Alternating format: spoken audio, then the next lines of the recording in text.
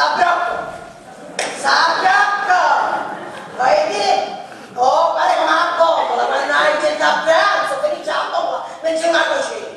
Pronto? Vuoi dire stamattina, vuoi dire, ma così sa ragione, ah, bella la verità.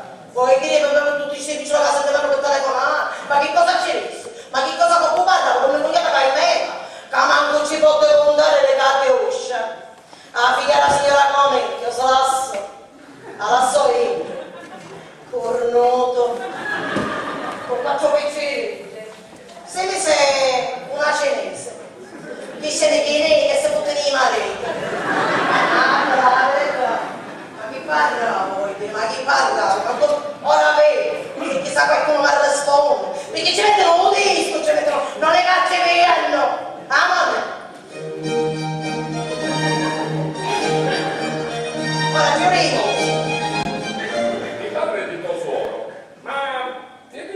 A quella specie di butte che o Signore nella sua infinita bontà ci consigliere romano e rubiere la luce del cielo e che tu ancora ti ostini a chiamare sorellina tuo curò possa scritto a televisione dissero che un euretto è in piena e sta oltrepassando gli argini dice automatica finissi di risabagnare i piedi che giunge tutto l'inquino e solo guardò nell'enciclopedia come è fatta la luce e si incazzonante chi è, ma senza farlo vedere. L'unica cosa che fece fu usare la forza di sopranza a chi sta via, chi da cave marciando il nosaurio. E poi hai il rubaito. Dice che appena te vieni, faccia questa cosa con te. Ringraziamo il Signore, non il dono che ci ha mandato il Signore.